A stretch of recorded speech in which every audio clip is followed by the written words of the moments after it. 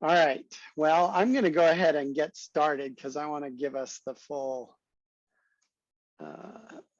time here to have this conversation, and then we can let others pick up as they join, and we can. And then, of course, this is always recorded as well, so it will be available for folks later. So today I want to sort of take a first kind of step deeper into the questions that are kind of driving the heart of the work that we're doing and the kind of data analytics perspective that Saurabh is going to work through in depth, as well as some of our colleagues, Netra and Mary Jane and Nalini, here in some of the later sessions. And so today I want to talk about sort of the relationship between technology and poverty. We could say technology and development.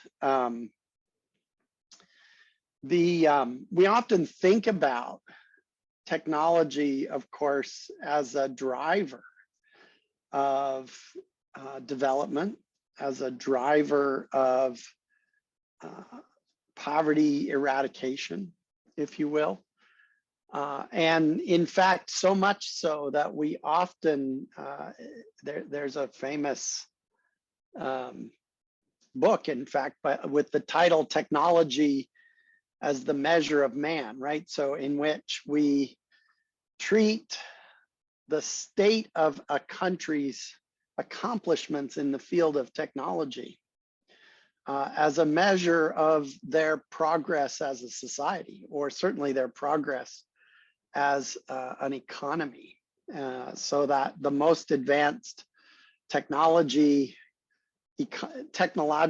based economies are seen as the ones that are most progressive and most far along. But we've also seen of late, of course, that some of our most advanced technological societies are also experiencing extraordinarily high levels of inequality and the concentration of wealth.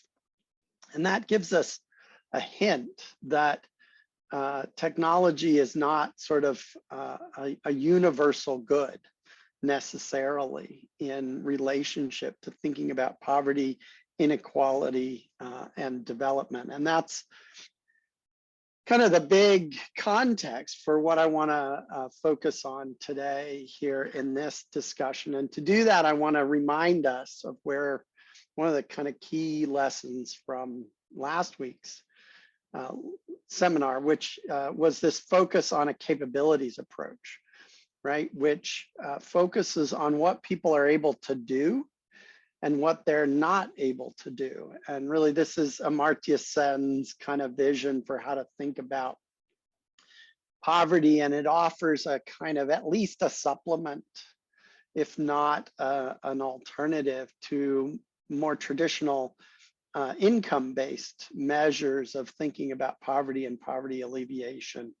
And it really focuses on a couple of different things, right? So if we think about a farmer, right, it focuses on capabilities approach, that is, focuses on the one hand on what we might call the kind of endogenous capabilities of the farmer, right? The knowledge and the skills that the farmer has, their ability to, say, raise animals, understand the markets for milk so that they can sell milk into that market, generate a revenue stream, things like that, right?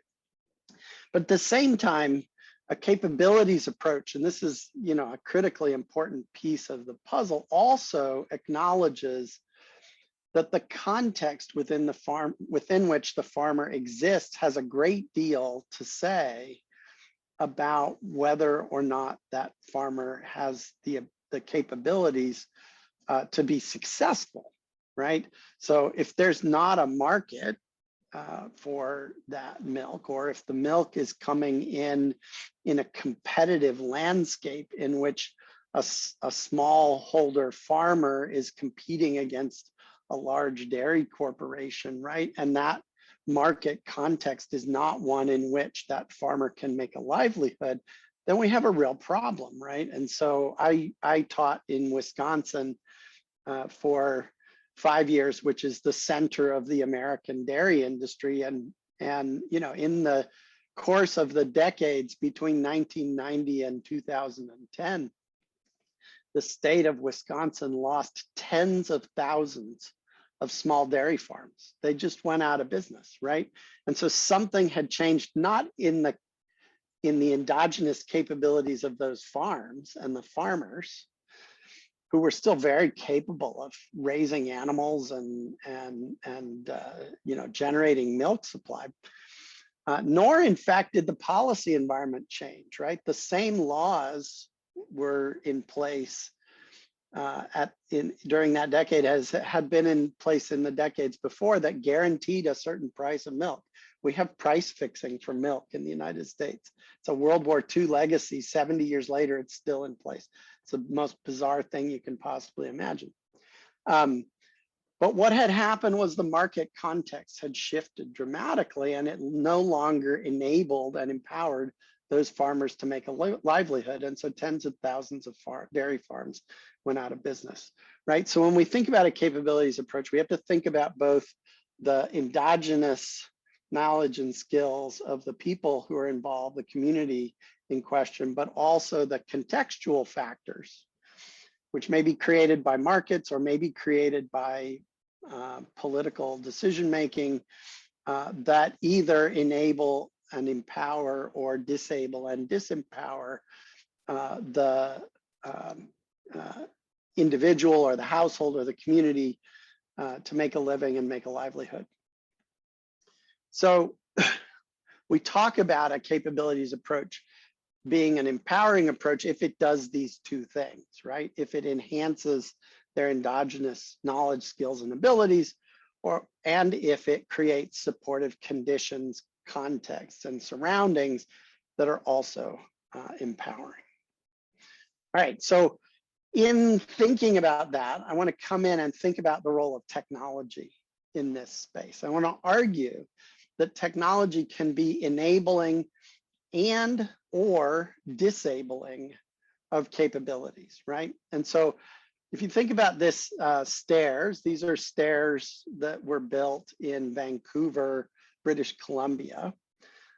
And they were in fact designed, you know, they look a little bit odd, but they were in fact designed precisely because technology can be disabling. And if you think about what it would have looked like to have just an ordinary set of stairs in this particular context, that stairway would have been completely disabling and disempowering of an individual in a wheelchair, right? They would not have been able to move from the top to the bottom. And so the stairs were redesigned to create a ramp in them, and also, by the way, to be aesthetically pleasing so that it would look good, right? But they were designed to create a ramp so that wheelchair drivers could go up and down this particular space. In other words, this was an attempt to make technology that was enabling and not disabling. Unfortunately, the designers didn't spend enough time actually working with people with disabilities.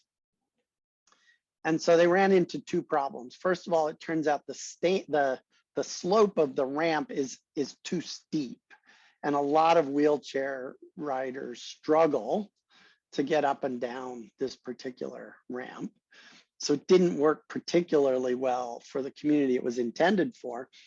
And it turns out that the way they designed it, the contrast between the ramps and the steps isn't quite enough for people who have difficulty seeing. So a different population with a different set of ability challenges, right, had really struggled with these stairs because they couldn't see the contrast between each step, and they couldn't see the contrast between the steps and the ramps, and so they would trip, right? So this technology, even though it was an attempt to be enabling and empowering, in fact, created more challenges for different groups of people. And we can see this kind of experience a lot. So this is a really interesting study that was done of women helicopter pilots in the United States Air Force. One of the things that the US military is trying to do is to be more gender inclusive, to find ways to ensure that women can carry out all of the different functions and capabilities that are needed for the US military to be successful right alongside the men, so that the military itself is an inclusive, empowering organization. Well, the challenge is that they've got an entire history of technology organized for a different set of bodies, basically. And this shows you some of the challenges with, in this case, the cockpit design, right? So it's a question of, are you as an individual sitting in the cockpit able to reach all of the controls that you need in order to fly the aircraft? So it turns out if you ask the question, are all female helicopter pilots able to reach the controls? The answer is yes. But it turns out that female helicopter pilots are only a subset of the larger body of women in the US military. And in fact, they're a statistically skewed subset, one which skews to longer legs and longer arms and taller, right? So only 70% of female soldiers as a whole can reach the controls, right? Which means already you're saying to a third of the women in the US military, we're sorry, but you can't be a helicopter pilot because we didn't design the technology so that it would enable you to exercise the capabilities. Doesn't matter how smart you are, how capable you are as a helicopter pilot, you can't fly helicopters for us. And if you look at other subsets within the US military, such as, for example, female Hispanic soldiers, right? An ethnic minority. And one of the things that the US military has always been good at, I shouldn't say always, but certainly since World War II, has been good at building an racially and ethnically inclusive force and empowering minorities. Many people from ethnic and racial minorities in the United States go into the military because it is a strong professional driver of long-term career success, even in the civilian economy, right? Unfortunately, only 25% of female Hispanic soldiers are able to actually reach the controls in the helicopter, right? So by designing the cockpit the way we've designed the cockpit, which was not done because technologically it had to be that way. It was done because technologically we designed it to fit a certain set of bodies. And that means that other sets of bodies are unfortunately excluded from being able to carry this out. So in this case, job opportunities, helicopter pilots get paid better than ordinary soldiers, right? So it's a pathway to success in the military. It's a pathway to, say, for example, civilian pilot positions, which are well-paid positions, right? So this is an important opportunity within the military. In this case, is excluding certain kinds of populations from participating, right? It can get worse. This is another study by the same group of anthropologists who work for the US military. This is body armor. Body armor it has to fit well or it doesn't protect you from, say, random bullet shots, right? And so the way the military procures equipment like body armor is it purchases equipment from the 5th percentile to the 95th percentile, right? Which is already a pretty significant expense to get that full range of human bodies, sizes and shapes into its available equipment. And so if you happen to lie outside of those, you either are forced to purchase your own equipment at substantial expense, or you have to live with equipment that doesn't fit, right?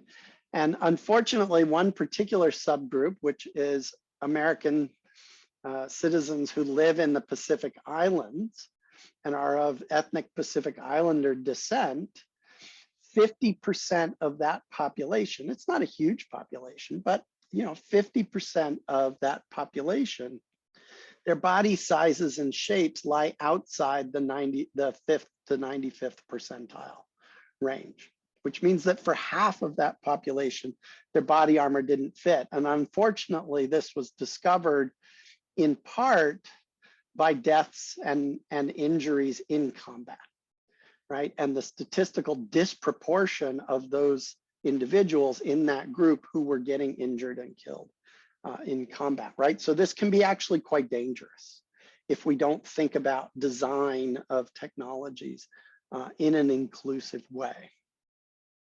So, excuse me. So what I want to give you now is an example from thinking about the space of development and poverty. And I want to make a similar kind of argument, but to do that, I need to kind of give you a little bit more perspective on thinking about the relationships between people and technologies. And what I want to argue in this context is that people are actually embedded in our technological systems. So in fact, theoretically, we tend to call things that other people call technological systems, like the electricity system, which you're seeing a picture of here.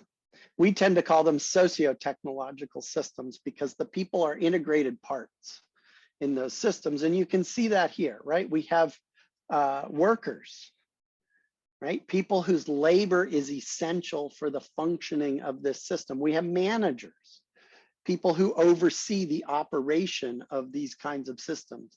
We have designers, people who design these systems, decide where to put power plants and transmission lines. We have regulators, people who oversee that from a policy perspective and make sure that the rules are followed when those things are done. And of course, we also have inhabitants, right? People who live inside this electricity system and use it and are shaped by its different kinds of availabilities and affordances, the things that it allows them to do, whether that's, for example, to watch television or to use electrical appliances. And of course, it also shapes education and educational institutions and students. Several of you I know are instructors in electrical engineering departments, right? Well, there's a little pig up on top of the power plant reading a book about Ohm's law, right? Resistance equals potential divided by current, right? Which is reminding us that when we created this electricity system, we also created a whole new discipline in our universities called electrical engineering, right? And on many campuses, it's now actually the largest department on campus, right? Which tells us something about how powerful and important the professional shaping of future engineers is in and around the electrical system that we have, right? So there are many different ways in which people are embedded in, contribute to shaping and guiding and directing and organizing and making function these systems, and in turn being shaped by the system, right? Being shaped by its requirements, being shaped by its limitations and its capabilities, right? So if you think about the capabilities discussion that we had earlier, and now think about all the capabilities, right, that are being exercised inside this system, we now understand that this system is a context, just like the milk economy is a context that shapes the livelihood of a dairy farmer. The electricity system is a context that shapes the capabilities of the people who are inside this system. And of course, that's true for a modern electricity system like this one, but it's also true of a rural electricity microgrid running off of solar and batteries, for example. Or for that matter, it's true of a fossil fuel, a kerosene ecosystem, if we're just thinking about the availability of kerosene or LPG for cooking and lighting, right, in a rural community that doesn't have electricity access, right? Those two are acting as contexts that are shaping the capabilities of those individuals and households and communities that are inhabiting those energy systems. All right, so just to highlight, right, some of the disabling dimensions of this, and I won't be exhaustive about it, but here's just one example, which comes from Arizona here in the United States. If you look at on the bottom right-hand graph, the average annual cost, and this is broken out by groups, by percentage of the state median income. So the first four columns to the left in the first four sets of blue and orange columns are those households that are lower than the state median income, ranging from 0 to 30% to 80 to 100% of the state median income, right? So that they represent half the population. And then the right two columns, the 100%, represent the other half that's greater than the median income. So we're looking predominantly at low income households here. Just so you can, I mean, not that it matters, but the orange is Maricopa County, which is our largest county here in Arizona. It's where Phoenix is located. It's about 60% of the state's population, right? So we're just looking at functionally, the orange is the city of Phoenix, the blue is the state of Arizona as a whole. You see it doesn't matter much. But what you see is if you look at the lowest population, right, the most extreme poverty in the state. So those left two columns in both graphs represent 10% of Arizona households. And you can see from the bottom right-hand graph, their consumption is roughly the same as everybody else's. That's because if you live in a modern electricity system, you got to consume electricity. And in Phoenix, that consumption of electricity is fundamentally about cooling in the summertime, right? You're cooling your living spaces in order to be comfortable in a desert where the summertime temperatures are reaching 45 to 50 degrees Celsius, right? So in that case, in many cases, that's actually survival requirements, right? We have heat deaths in the hundreds every year in Arizona because people end up in situations, particularly vulnerable people, end up in situations where they don't have access to that cooling capability, and so they perish.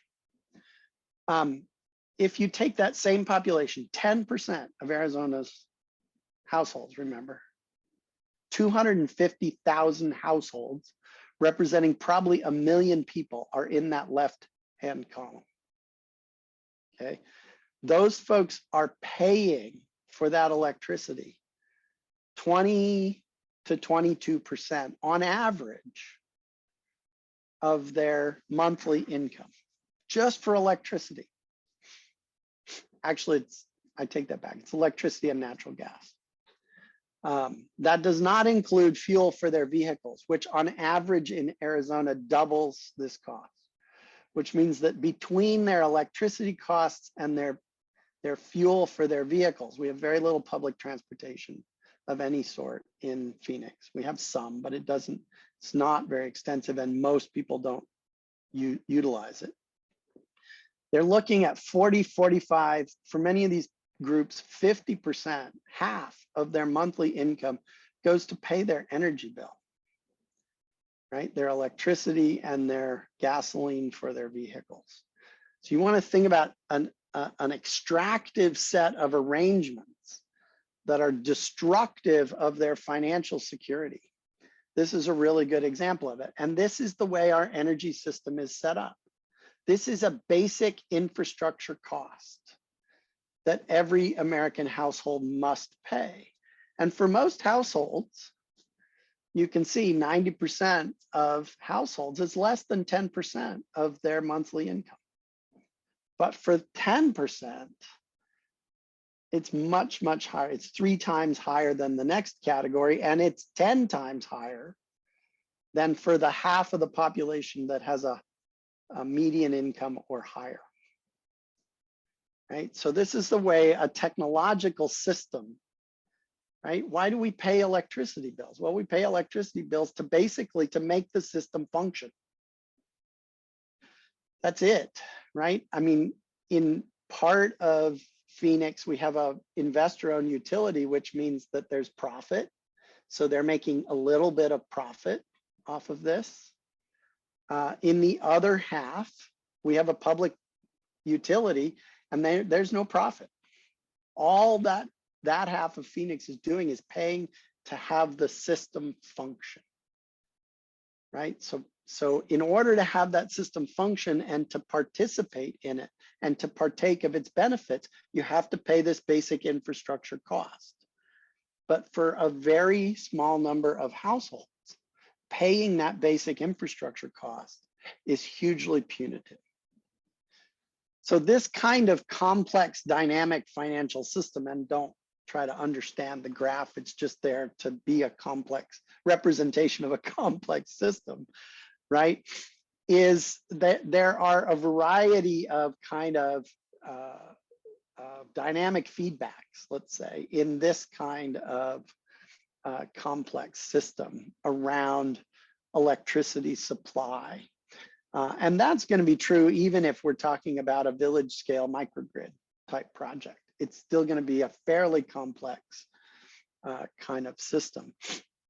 And so what we often talk about is something called an energy poverty nexus, right? It's the way in which for certain groups of people, energy insecurity and economic insecurity feed back on each other in these complex systems in ways that undermine economic or financial security over time, that undermine capabilities for these households, right? And erode them, right? And we call that, when it happens, the energy poverty nexus. And that is the context in which a lot of rural energy development is taking place. And it's the context, in fact, it's also the context for a lot of urban energy development around the world as well. And as I've tried to argue here, it's a context even in the United States that we've done a really lousy job of grappling with. And you can see here an example of how this kind of feedback loops can work. So for example, if you have high energy costs, and by high energy costs, I mean relative energy burden, right? So 25% energy burden, right? That undermines household financial security in the middle. That can lead to a reduced investment in energy technology upgrades. So one of the things here in Arizona that we need is efficient cooling. You can buy unbelievably efficient air conditioning systems, but they're costly. They come with a high upfront cost, but they actually save you money over the life of the equipment. In other words, you save more money buying a high efficiency air conditioning equipment over the 15-year lifetime of that equipment than you do buying a low efficiency equipment and paying the higher energy bills that come with it, right? But it's very costly. It's about $10,000 to buy a high efficiency air conditioner unit for a typical home here in Arizona. And most low income households don't have that capability of purchasing that high efficiency AC unit. And so there are a lot of low income homes that have low efficiency AC units in them. And that means that in turn, they're paying higher energy costs, right? They have higher energy consumption and higher energy bills than they should have if we were able to figure out how to provide them with that high efficiency unit, right? So as you go across the top, you have lower efficiency equipment that actually feeds back and creates higher energy costs, which in turn undermine financial security more, which then further reduce your investment in energy technology upgrades. It just becomes a negative cycle, right? So likewise, if you go around the other side, right, when you get reduced investment in energy technology upgrades, it exposes you to decreased reliability of energy supplies, right? So it is possible to buy a battery system, an electric battery system, as a backup for your power supply in your home to keep you safe during those periods when the electricity grid goes out. Fortunately, in Arizona, the electricity grid is extraordinarily reliable. At some level, it has to be, but there are still outages that happen. And we've had in the last year periods where some families in the summertime have had power outages that have lasted 12 hours, 18 hours of length, which becomes potentially dangerous, right? And if you can't buy that battery backup, then you have faced that decreased reliability. And that can undermine your financial security if, say, your job depends on that electricity supply, you're working remotely in this pandemic, or on the other hand, you may need to purchase a backup generator to be able to provide that supply. But then again, now you're looking at more costs to pay that fuel, right? That alternative, right? So these feedback loops become, over time, erode the capabilities of these households to do the things that they need to do. They erode their ability to provide for that financial security, that health security, et cetera. So we can think about this using a very simple kind of closed loop feedback system kind of model in which, you know, we're looking at here on the left, the process of translating energy into value for a household or a community. That's what that previous diagram was, right? Was that complexity of that household. And then there's these feedback loops, right? And we can kind of think about the feedback loops as being kind of a simple kind of subtraction of net benefits minus net costs. And if that feedback is positive, right? In other words, if the community is generating greater value or the household is generating greater value from their use of energy than it's costing them to acquire that energy, then that's a positive feedback loop, and you're gonna see growth in well-being, growth in security and stability, maybe even economic growth, right? From that. On the contrast, if that feedback is negative, then that's an extractive situation, and you're gonna see that household's set of capabilities over time erode and decline. So we have to think about this system level relationship between benefits on the one hand and burdens, costs, and risks. And today I'm going to talk about burdens, costs, and risks here for a few more minutes, and we'll open it up for discussion. And then next week I'm going to talk about how do we think about those benefits and how do we go in and design projects that allow us to increase the benefits that folks have. So when we think about, you know, sort of what are these costs and burdens and risks, we have to think about a lot of different things, right? So we have to think about, as we've talked about so far, high aggregate levels of energy burdens. So we actually have to ask ourselves, what are the costs in terms of money, in terms of time, in terms of other things to access the full range of energy that is consumed by a household or a business or a community in going about its ordinary business, right? So this isn't just the electricity system, right? If we're thinking about an electricity project, how does that electricity system fit into the broader economics of energy in the community? We're to think about reliability, right? And the degree to which reliability is a factor that contributes to or undermines capabilities.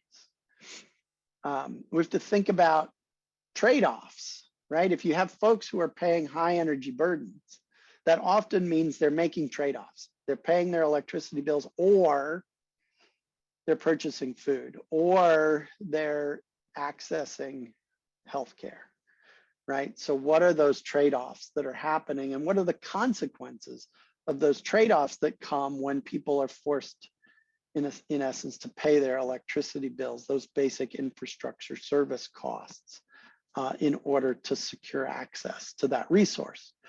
We have to think about the pollution or other kinds of risks that are being created and how those are being distributed within these kinds of systems. We're seeing an enormous amount of research happening in the United States at the moment that's demonstrating, unfortunately, that lots and lots and lots of these risks were imposed of running the electricity system, were imposed historically on low income and ethnic and racial minority communities. And so they suffered, their health suffered, which undermined other capabilities that they might have had as a community. We have to think about corruption and violence and exploitation that happens. It's a known feature of energy systems worldwide, unfortunately. We have to think about how the financial system interacts with this, right?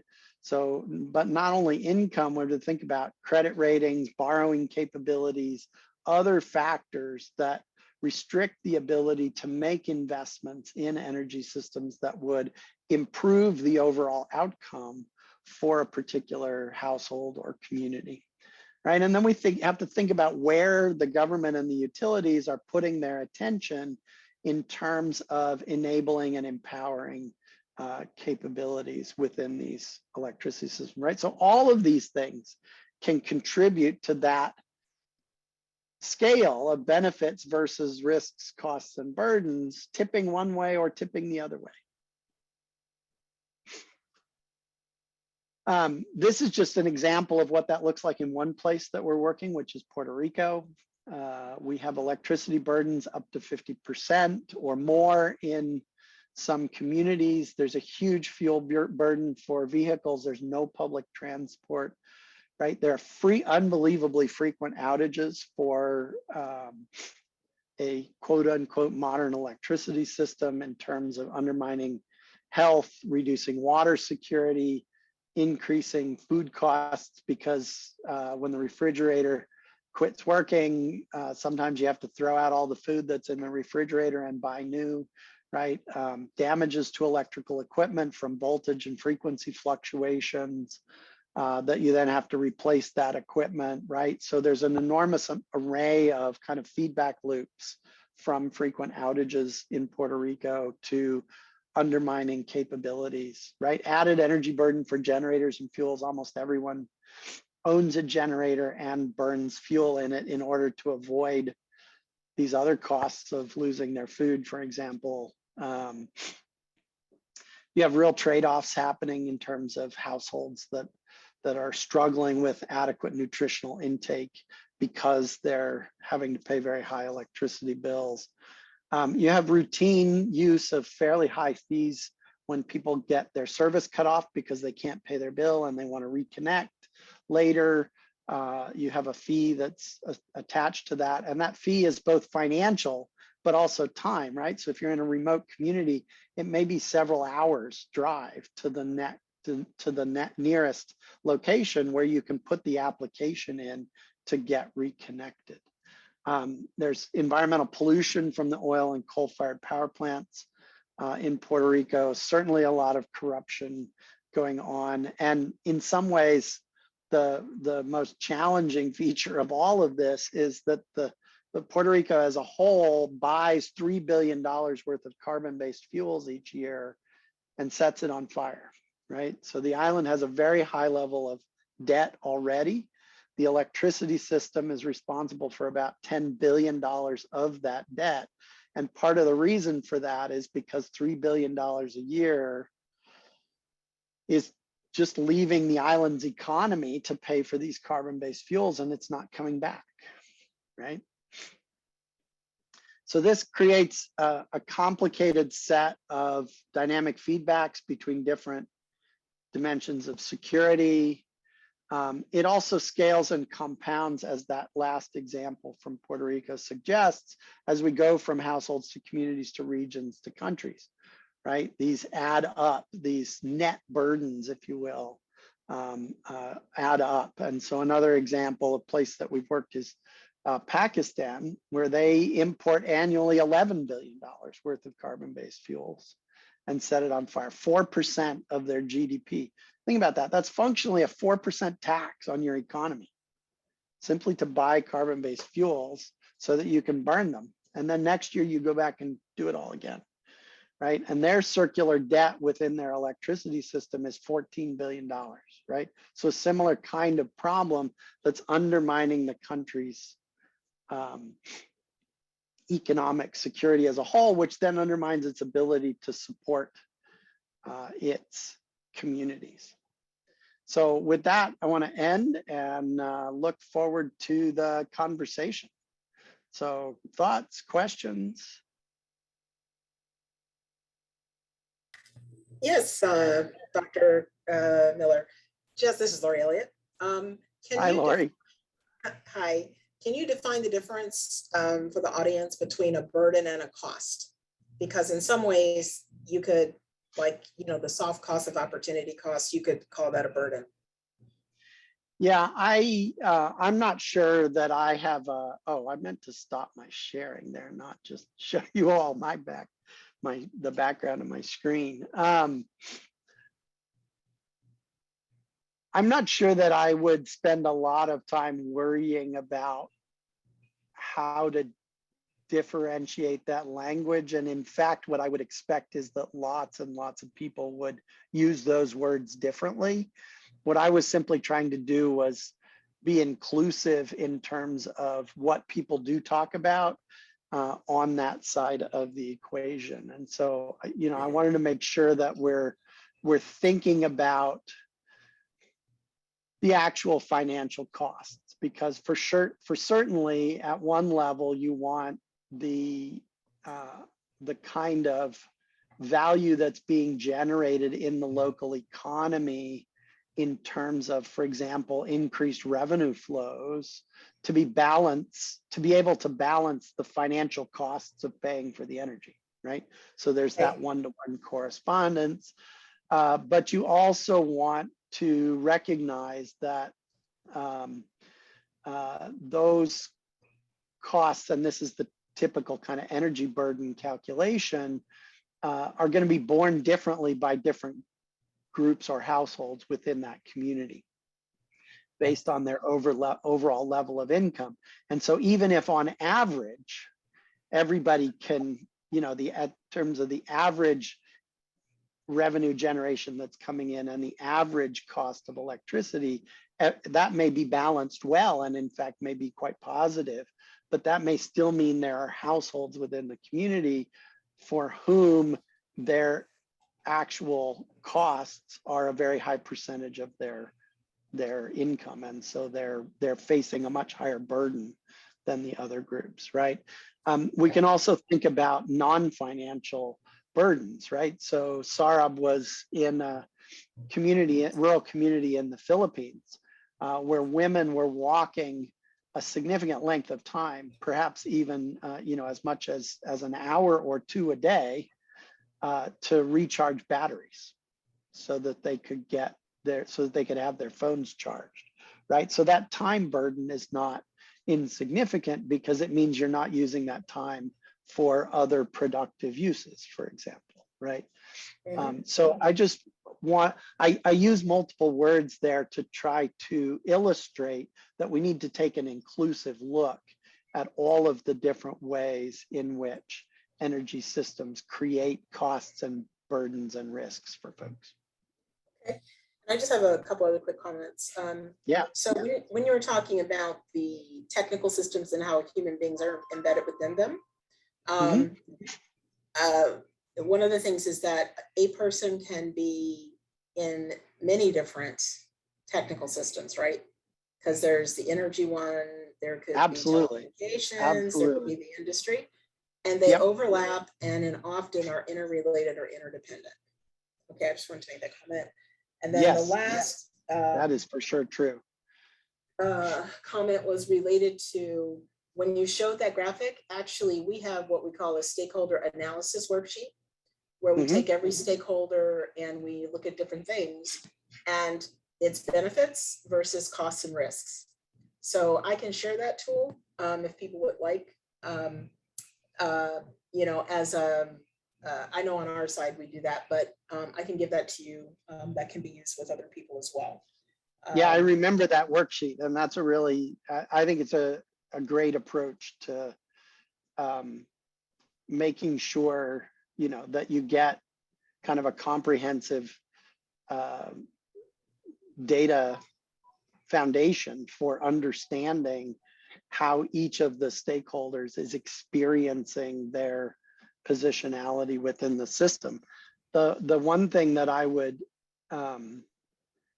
emphasize, and I'm sure you do this, is attending to that as an ongoing data collection exercise. And I don't know what that frequency would look like, but you don't want to have things evolve that you're not seeing, because these systems are dynamic and people's roles and places within them will change. Yep, exactly. And so from the development side, which precedes implementation, you know, we have a phased approach. So we would look at this at least within that milestone, but probably more frequently, because like you said, things change, you understand more and all of that. In implementation, you can maybe make it an exercise where it's more open, you know, where the stakeholders as a whole, you have a town hall or an opportunity for groups to work together to work through that, to evaluate not just the inner core of your team or, you know, the organization, whoever's leading. You can open up at any time, but I think sometimes giving, you know, the community too many tools at one time could be more burdensome, as you said, than beneficial. Right. So this is one that you can work internally and extract from other things that you're doing, you know, with that. But, you know, in the long run, as people gain more capacity and understanding, it can be a much more inclusive, you know, tool. Yeah, I like that. And it's something that, you know, I think is really an important observation. And that is, it is certainly possible to strengthen people's self-understanding of their positionality within these kinds of dynamics, especially around important elements. So, you know, I was talking about high efficiency air conditioners here in Arizona. It's actually pretty amazing to me. For the most part, the people who sell air conditioners do a really crappy job of informing people about the consequences of their choices. Which means if you're not in a position to be able to do some kind of fairly straightforward calculations about the lifetime cost of a piece of equipment, including the energy that it's going to use, it's hard to see how you end up in a position understanding that if you invest in that, what seems like a higher upfront cost piece of equipment, that will actually improve your financial security over time, right? And of course, for some families, that will still be out of reach. They still won't be able to do it. But for other families, they may see the value in doing that and may figure out, hey, you know, this just means we need to save more money before we make that right investment in that new system, or we need to actually figure out how to get access to the capital we would need to do that, so that we can have that longer term financial security, right? And so thinking, and you know, that's going to be different from technology to system, and I mean technology to technology. It's going to be different from community to community. But I think thinking about what are those, you know, few things. I mean, here in Arizona, your air conditioner is literally 2/3 of your annual electricity bill, right? So it is a critical financial decision to get right. So what are those critical financial decisions to get right in the communities that you're working in for those households? And how can you help people build their capabilities, both internally to understand those critical decisions and what their choices are and how to act on those choices, but also to create the conditions in the community that would empower or enable them to make the best choices for their longer term outcomes. Hi, Professor. Good day. Jomo here. Thanks for your presentation. I have a question, and it's based on the 4 set of graphs that you presented. Has the US ever considered modifying its tariff structure based on the income of consumers so that, for example, those in the lower income bracket would have a lower electricity rate? Do you think that would actually work?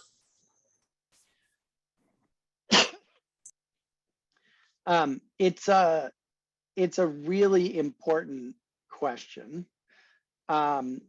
We typically do a little bit in that regard. In some places, you'll find tariff structures where the first tranche of consumption is at a lower rate than the second and the third tranche, so that those consumers that are consuming more energy are paying higher rates for that additional energy. But in fact, the rules for electricity tariffs were set with the predominant value being equality, meaning that because these are regulated monopolies for the most part, except in a few places where we're seeing now, well, I shouldn't say a few, we see more and more electricity markets over the last 30 years in the US. But they started, all of the US started with regulated monopolies. And in those periods,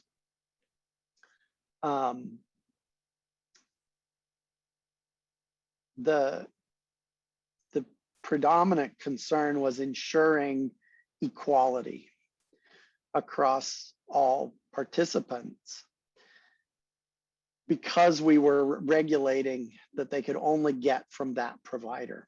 And so they needed to treat all of those customers in an equal fashion. That was the principal value. So no, we haven't really tried a lot to understand how to tackle this. In fact, I think we've systematically misunderstood, right, the challenge that exists at these extremely low income levels,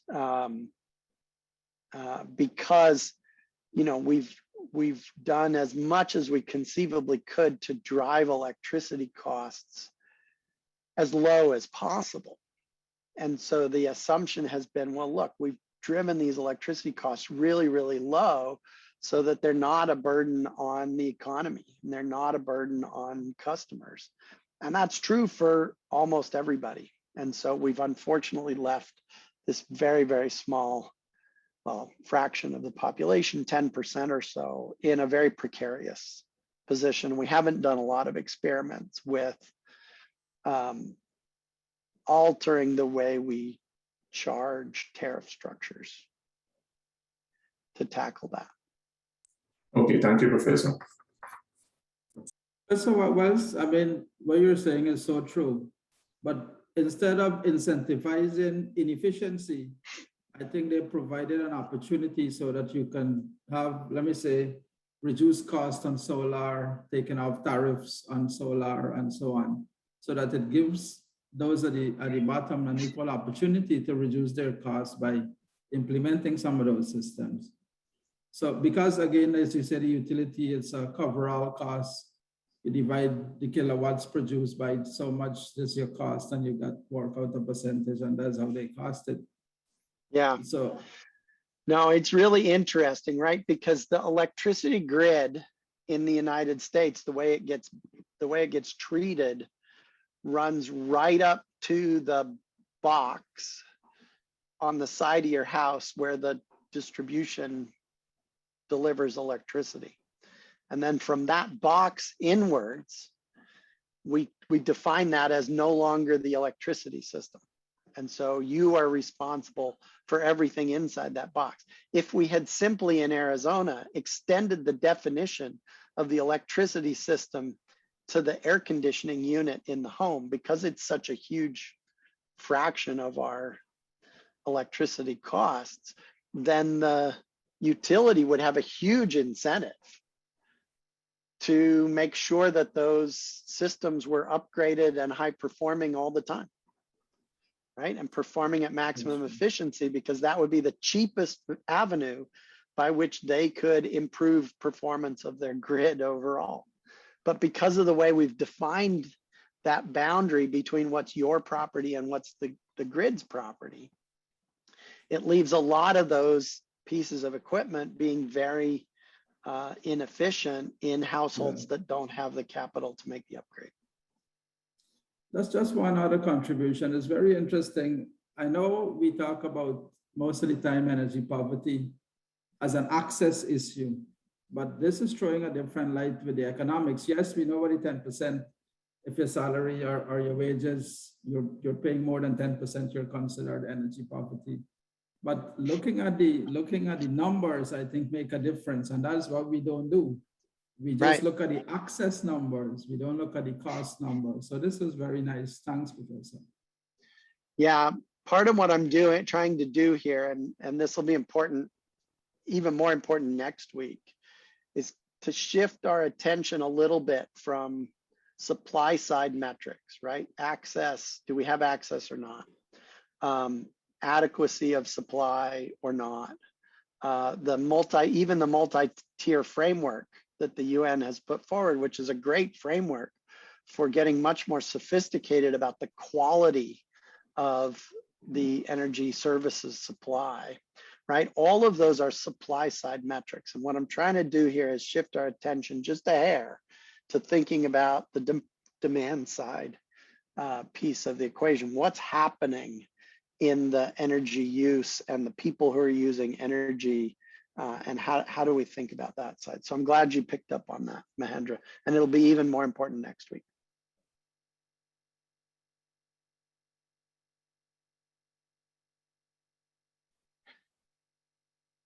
All right, well, if that's everybody's immediate questions, I will look forward. One more.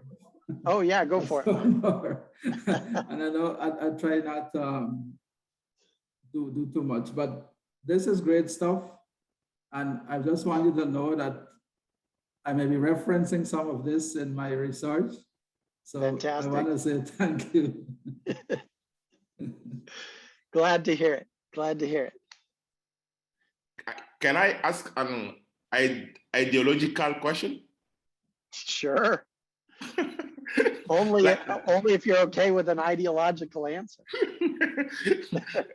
like when I'm listening and seeing how this can be effective if it's really applied and how it can help and transform communities, I'm just thinking, is it questioning the capitalism? Like if we take capitalism, which is just to work on the capital, get back the revenue or the interest and so on and so forth. And is this approach will affect the capitalism?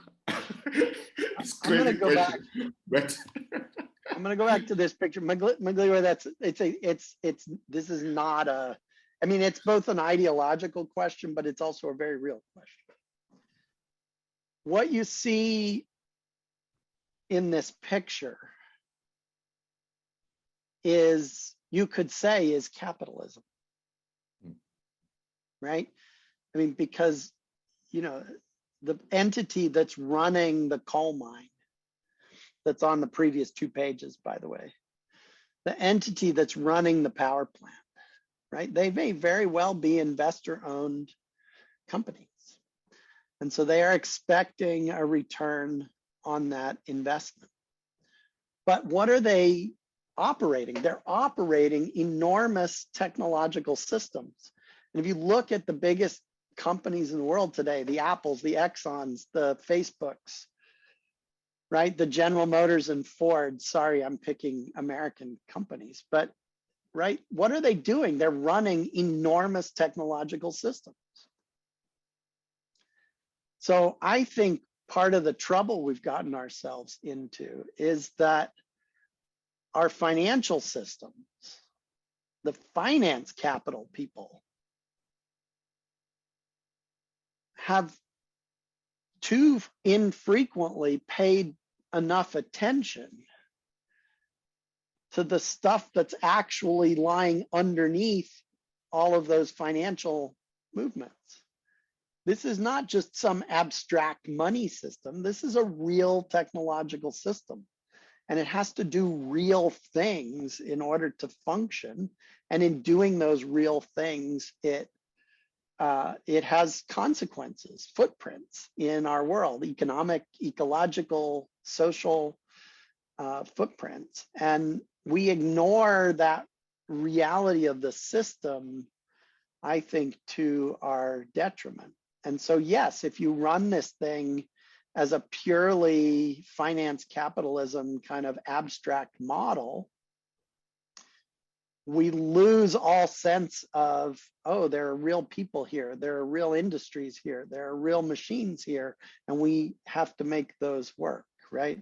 So I think the corrective I'm adding is not so much necessarily anti-capitalism, but it is saying, don't ignore the underlying material realities that make those capital flows possible. Because if you do that, if you ignore those underlying realities, then you get situations where these kinds of systems just don't work, right? And so either you end up in situations like we've got in a lot of places right now in the energy sector, where a whole bunch of models were built on the idea that natural gas was going to be cheap forever. And now we're getting a supply crunch in gas, and all of a sudden, boom, natural gas prices are going through the roof. And now we've created all these financial models that were built on that assumption, and all of a sudden they're all blowing up. And now everybody's worried about, are we actually going to be able to deliver electricity and heat this winter to people all across the northern tier of the globe?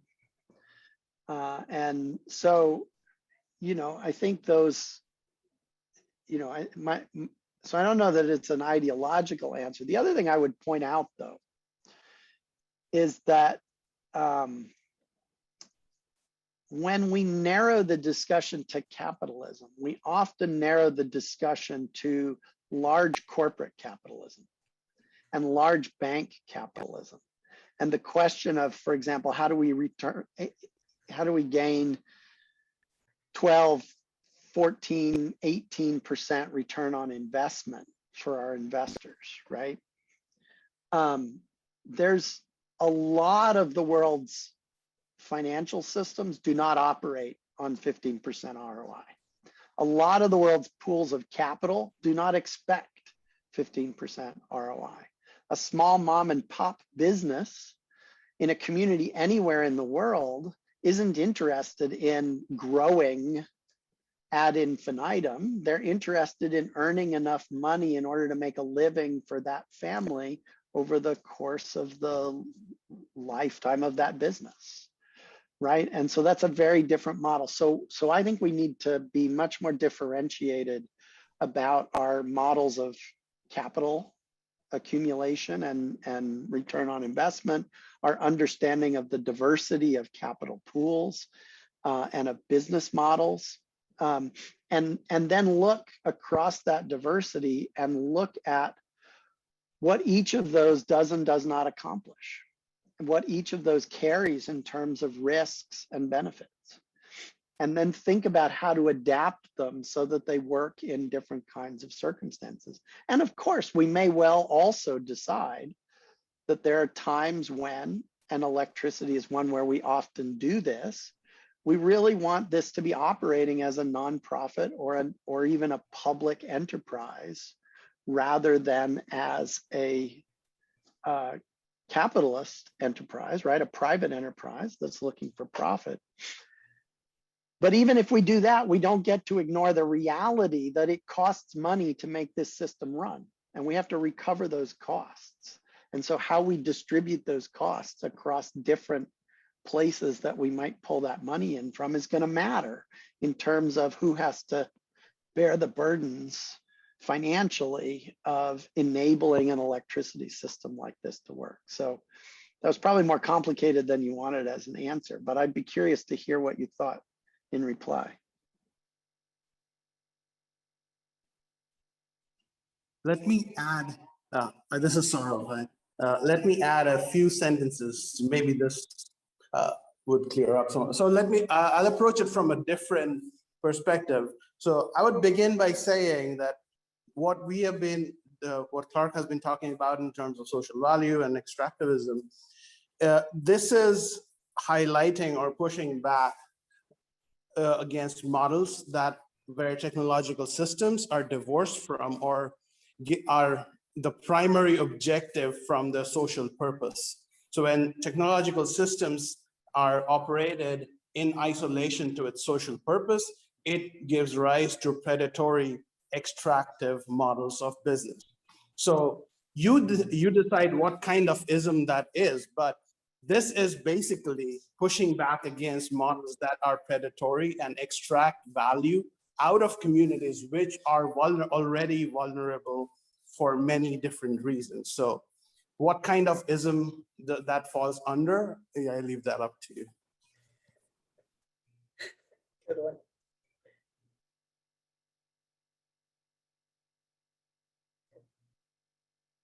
All right, everybody. Well, thank you so much for a lively discussion. And I will look forward to seeing you all next week. Same bat time, same bat channel, as we say here from the old Batman days. So have a great week, everybody. And tune in next week.